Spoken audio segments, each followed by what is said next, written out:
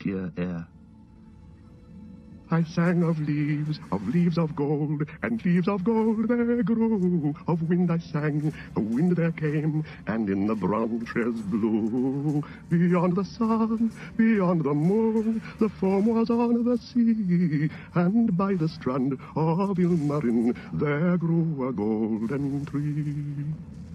Beneath the stars of ever eve, in Eldamar it shone, in Eldamar, beside the walls of Elven Tyrion.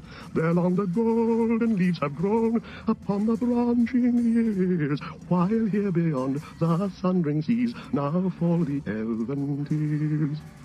O Lorien, the winter comes, the bare and leafless day. The leaves are falling in the stream, the river flows away. O Lorien, too long I have dwelt upon this hither shore, and in a fading crown have twined the golden Eleanor. But if of ships I now should sing, what ship would come to me? What ship would bear me ever back across a wider sea? Aragorn stayed his boat as the swan ship drew alongside. The lady ended her song and greeted them. "We have come to bid you our last farewell," she said, "and to speed you with blessings from our land." "Though you have been our guests," said Celeborn, "you have not yet eaten with us, and we bid you, therefore, to a parting feast, here between the flowing waters that will bear you far from Lorien." The swan passed on slowly to the Hithe, and they turned their boats and followed it. There in the last end of Egladil, upon the green grass, the parting feast was held. But Frodo ate and drank little, heeding only the beauty of the lady and her voice. She seemed no longer perilous or terrible, nor filled with hidden power. Already she seemed to him, as by men of later days elves still at times are seen, present and yet remote, a living vision of that which has already been left far behind by the flowing streams of time. After they had eaten and drunk, sitting upon the grass, Celeborn spoke to them again of their journey, and lifting his hand he pointed south to the woods beyond the town. "As you go down the water," he said, "you will find that the trees will fail, and you will come to a barren country. There the river flows in stony vale amid high moors, until at last, after many leagues, it comes to the tall island of the Tinrock, and that we call Tol Brandir. There it casts its arms about the steep shores of the isle, and falls then with a great noise and smoke over the cataracts of Rauros, down into the Nindalf, the Wetwang, as it is called in your tongue. That is a wide region of sluggish fen, where the stream becomes tortuous and much divided. There the Entwash flows in by many mouths from the forest of Fungorn in the west. About that stream, on this side of the great river, lies Rohan. On the further side are the bleak hills of the Emin Muil. The wind blows from the east there, where they look out over the dead marshes and the no-man lands to Kirith Gorgor and the black gates of Mordor. Boromir, and any that go with him seeking Minas Tirith, will do well to leave the great river above Rauros and cross the Entwash before it finds the marshes. Yet they should not go too far up that stream, nor risk becoming entangled in the forest of Fungorn. That is a strange land, and is now little known, but Boromir and Aragorn doubtless do not need this warning." "Indeed, we have heard of Fungorn in Minas Tirith," said Boromir, "but what I have heard seems to me for the most part old wives' tales, such as we tell to our children. All that lies north of Rohan is now to us so far away that fancy can wander freely there. Of old, Fangorn lay upon the borders of our realm, but it is now many lives of men since any of us visited it, to prove or disprove the legends that have come down from distant years. I have myself been at whiles in Rohan, but I have never crossed it northwards. When I was sent out as a messenger, I passed through the gap by the skirts of the White Mountains, and crossed the Ison and the Grey Flood into Northerland. A long and wearisome journey. 400 leagues, I reckon it, and it took me many months, for I lost my horse at Tharbad, at the fording of the Grey Flood. After that journey, and the road I have trodden with this company, I do not much doubt that I shall find a way through Rohan, and Fungorn too, if need be." "Then I need say no more," said Celeborn, "but do not despise the lore that has come down from distant years, for oft it may chance that old wives keep in memory word of things that once were needful for the wise to know." Now Galadriel rose from the grass, and taking a cup from one of her maidens, she filled it with white mead and gave it to Celeborn. "Now it is time to drink the cup of farewell," she said. "Drink, Lord of the Galathrim, and let not your heart be sad, though night must follow noon, and already our evening draweth nigh." Then she brought the cup to each of the company, and bade them drink and farewell. But when they had drunk, she commanded them to sit again on the grass, and chairs were set for her and for Celeborn. Her maiden stood silent about her, and a while she looked upon her guests. At last she spoke again. "We have drunk the cup of parting," she said, "and the shadows fall between us. But before you go, I have brought in my ship gifts, which the Lord and Lady of the Galathrim now offer you in memory of Lothlorien." Then she called to each in turn. "Here is the gift of Celeborn and Galadriel to the leader of your company," she said to Aragorn, and she gave him a sheath that had been made to fit his sword. It was overlaid with a tracery of flowers and leaves wrought of silver and gold, and on it was set in elven runes formed of many gems the name Anduril and the lineage of the sword. "The blade that is drawn from this sheath shall not be stained or broken even in defeat," she said. "But is there aught else that you desire of me at our parting? For darkness will flow between us, and it may be that we shall not meet again, unless it be far hence upon a road that has no returning." And Aragorn answered, "Lady, you know of all my desire, and long held in keeping the only treasure that I seek. Yet it is not yours to give me, even if you would, and only through darkness shall I come to it." "Yet maybe this will lighten your heart," said Galadriel, "for it was left in my care to be given to you, should you pass through this land." Then she lifted from her lap a great stone of a clear green, set in a silver brooch that was wrought in the likeness of an eagle with outspread wings, and as she held it up, the gem flashed like the sun shining through the leaves of spring. "This stone I gave to Celebrian, my daughter, and she to hers, and now it comes to you as a token of hope. In this hour, take the name that was foretold for you, Elessar, the elf stone of the house of Elendil." Then Aragorn took the stone and pinned the brooch upon his breast, and those who saw him wondered, for they had not marked before how tall and kingly he stood, and it seemed to them that many years of toil had fallen from his shoulders. "For the gifts that you have given me, I thank you," he said. "O Lady of Lorien, of whom were sprung Celebrian and Arwen Evenstar, what praise could I say more?" The lady bowed her head, and she turned then to Boromir, and to him she gave a belt of gold, and to Merry and Pippin she gave small silver belts, each with a clasp wrought like a golden flower. To Legolas she gave a bow, such as the Galathrim used, longer and stouter than the bows of Mirkwood, and strung with a string of elf hair. With it went a quiver of arrows. "For you, little gardener and lover of trees," she said to Sam, "I have only a small gift." She put into his hand a little box of plain grey wood, unadorned save for a single silver rune upon the lid. "Here is set G for Galadriel," she said, "but also it may stand for garden in your tongue. In this box there is earth from my orchard, and such blessing as Galadriel has still to bestow is upon it. It will not keep you on your road, nor defend you against any peril, but if you keep it, and see your home again at last, then perhaps it may reward you. Though you should find all barren and laid waste, there will be few gardens in Middle-earth that will bloom like your garden if you sprinkle this earth there. Then you may remember Galadriel, and catch a glimpse far off of Lorien that you have seen only in our winter. For our spring and our summer are gone by, and they will never be seen on earth again, save in memory." Sam went red to the ears and muttered something inaudible, as he clutched the box and bowed as well as he could. "And what gift would a dwarf ask of the elves?" said Galadriel, turning to Gimli. "None, lady," answered Gimli. "It is enough for me to have seen the Lady of the Galathrim, and to have heard her gentle words." "Hear, all ye elves," she cried to those about her. "Let none say again that dwarves are grasping and ungracious. Yet surely, Gimli, son of Bloin, you desire something that I could give. Name it, I bid you. You shall not be the only guest without a gift." "There is nothing, Lady Galadriel," said Gimli, bowing low and stammering. "Nothing unless it might be, unless it is permitted to ask, nay, to name a single strand of your hair, which surpasses the gold of the earth as the stars surpass the gems of the mine. I do not ask for such a gift, but you commanded me to name my desire." The elves stirred and murmured with astonishment, and Celeborn gazed at the dwarf in wonder, but the lady smiled.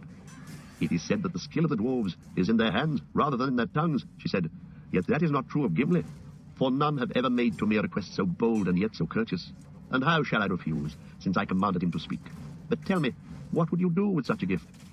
"Treasure it, lady," he answered, "in memory of your words to me at our first meeting. And if ever I return to the smithies of my home, it should be set in imperishable crystal, to be an heirloom of my house, and a pledge of goodwill between the mountain and the wood until the end of days." Then the lady unbraided one of her long tresses, and cut off 3 golden hairs, and laid them in Gimli's hand. "These words shall go with the gift," she said. "I do not foretell, for all foretelling is now vain. On the one hand lies darkness, on the other only hope. But if hope should not fail, then I say to you, Gimli, son of Gloin, that your hands shall flow with gold, and yet over you gold shall have no dominion.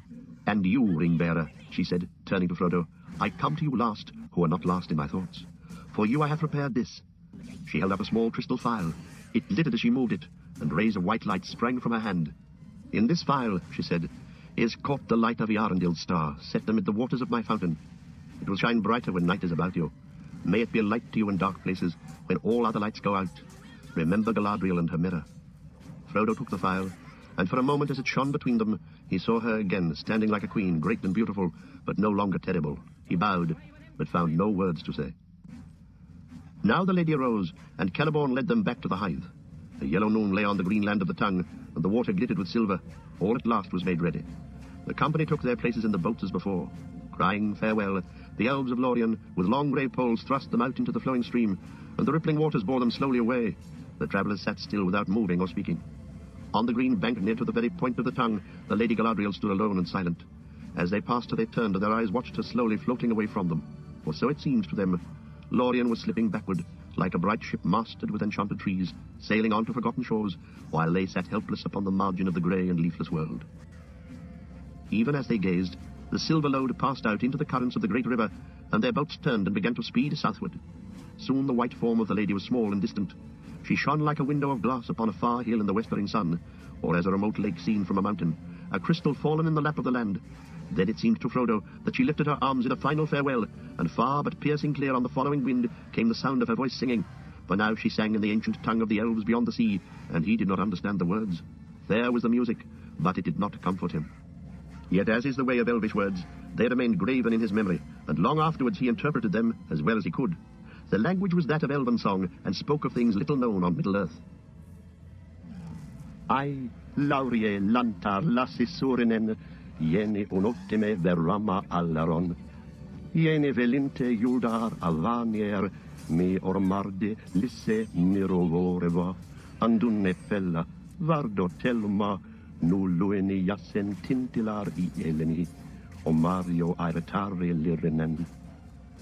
Si mani julma nin en quantova, ansi tintale varda oioloseo, vefania mariat elentari ortane, ar ilie tier undolave lumbule, ar sinda noriello caita mornie, I fal malinna imbemet ar hisie, un tupa calacirio miri oiale. Si vanwana, romello vanwa vallemar, namarie, nai hirovalje vallema, nai elje hirova, namarie. Ah, like gold fall the leaves in the wind, long years numberless as the wings of trees. The long years have passed like swift draughts of the sweet mead in lofty halls beyond the west, beneath the blue vaults of Varda, wherein the stars tremble in the song of her voice, holy and queenly. Who now shall refill the cup for me? For now the kindler, Varda, the queen of the stars, from Mount Everwhite has uplifted her hands like clouds, and all paths are drowned deep in shadow. And out of a grey country darkness lies on the foaming waves between us, and mist covers the jewels of Calaciria forever. Now lost to those from the east is Valimar. Farewell, maybe thou shalt find Valimar. Maybe even thou shalt find it. Farewell. Varda is the name of that lady whom the elves in these lands of exile name Elbereth. Suddenly the river swept round a bend, and the banks rose upon either side, and the light of Lorien was hidden. To that fair land Frodo never came again. The travellers now turned their faces to the journey. The sun was before them, and their eyes were dazzled, for all were filled with tears. Gimli wept openly. I have looked to the last upon that which was fairest, he said to Legolas, his companion. Henceforward I will call nothing fair, unless it be her gift. He put his hand to his breast. Tell me, Legolas, why did I come on this quest? Little did I know where the chief peril lay. Truly Elrond spoke, saying that we could not foresee what we might meet upon our road. Torment in the dark was the danger that I feared, and it did not hold me back. But I would not have come, had I known the danger of light and joy. Now I have taken my worst wound in this parting, even if I were to go this night straight to the Dark Lord. Alas for Gimli, son of Gloin. Nay, said Legolas, alas for us all, and for all that walk the world in these after days. For such is the way of it, to find and lose, as it seems to those whose boat is on the running stream. But I count you blessed, Gimli, son of Gloin. For your loss you suffer of your own free will, and you might have chosen otherwise. But you have not forsaken your companions, and the least reward that you shall have is that the memory of Lothlorien shall remain ever clear and unstained in your heart, and shall neither fade nor grow stale. Maybe, said Gimli, and I thank you for your words. True words, doubtless, yet all such comfort is cold. Memory is not what the heart desires. That is only a mirror, be it clear as Heled's arm, or so says the heart of Gimli the dwarf. Elves may see things otherwise. Indeed, I have heard that with them, memory is more like to the waking world than to a dream. Not so for dwarves. But let us talk no more of it. Look to the boat. She is too low in the water with all this baggage, and the great river is swift. I do not wish to drown my grief in cold water. He took up a paddle and steered towards the western bank, following Aragorn's boat ahead, which had already moved out to the middle stream.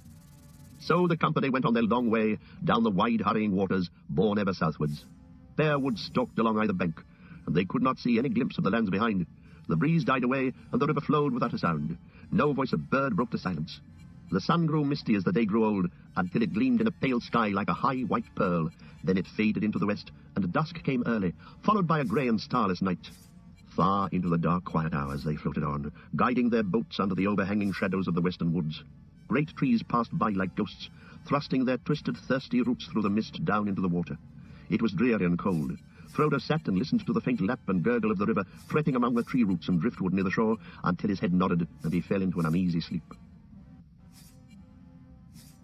Chapter 9. The Great River. Frodo was roused by Sam. He found that he was lying, well wrapped, under tall grey-skinned trees in a quiet corner of the woodlands on the west bank of the great river, Anduin.